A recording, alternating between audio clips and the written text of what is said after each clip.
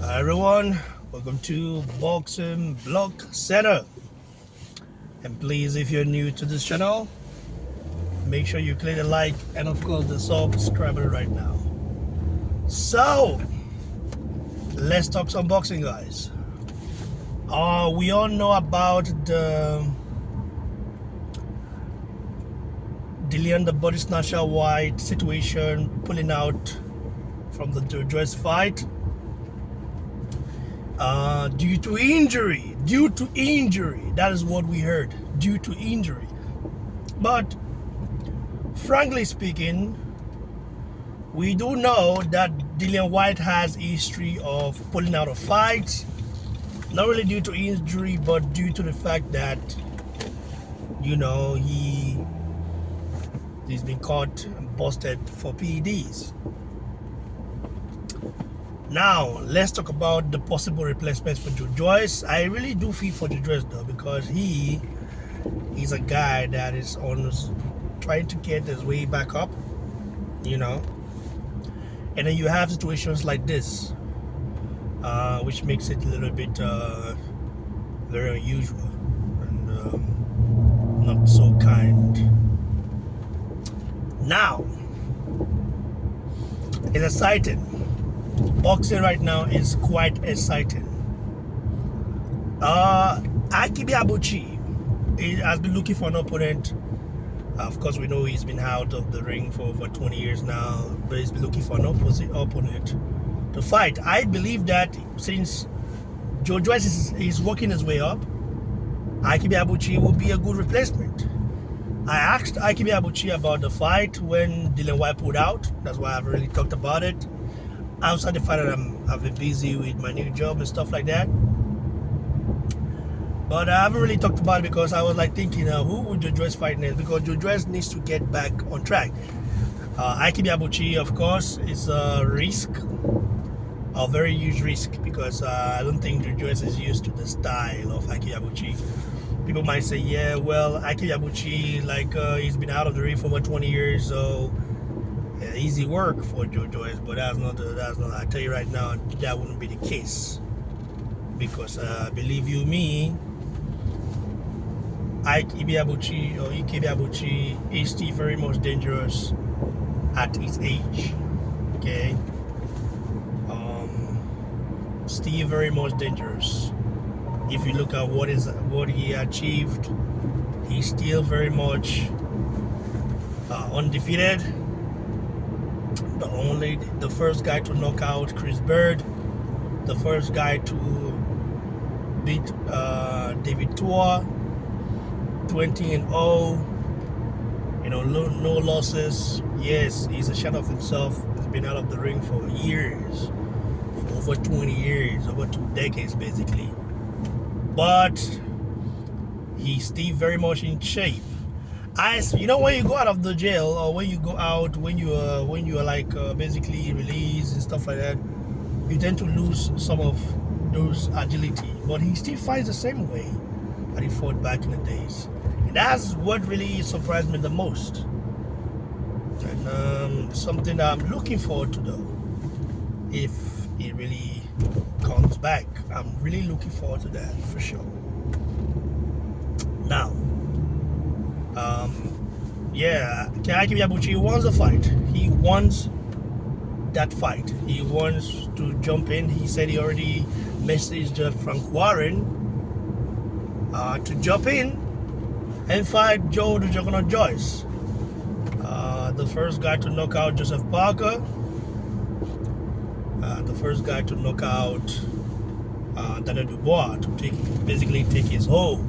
He took Daniel Dubois' hold and he made him quit, made him say no mas. Joe Joyce did that, and it's a little bit crazy that people don't tend to recognize that talent and recognize what it did for the game. Yeah, so it's gonna be interesting though when it happens, and if it happens, Frank Warren has to decide who Joe Joyce is fighting next. But I think Joe Joyce is still gonna fight anyways. I think he shouldn't just, pull out because Dillian Whyte, who is unreliable, has pulled out of the fight. I think he should keep on basically fighting. So ibeabuchi is ready. I think Joe Joyce is ready. He's someone that's not scared of anybody anyways. He's always been ready. Now the other news being about the Ryan Garcia against Rolly Romero.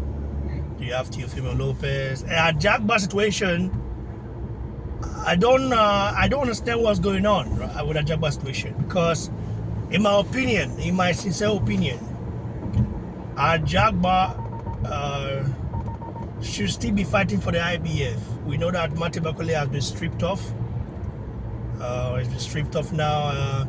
That IBF eliminator position with Jack Bar, because it took a late replacement and more money, which is understandable. But at the end of the day, even though Bill Nelson has been very proactive in bigging up Martin Bakole all this while, I do believe that Bill Nelson literally threw Martin Bakole into the lion's den without preparation.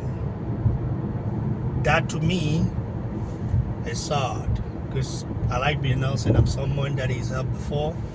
He made some connection for me. I will always be grateful.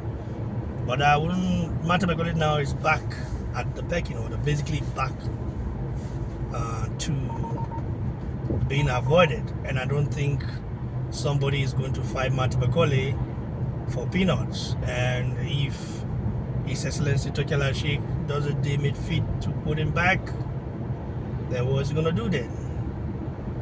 I just feel that Martin Bakole has ruined his chance. I just feel like that. He's ruined his chance to get his hands on a world title. Even if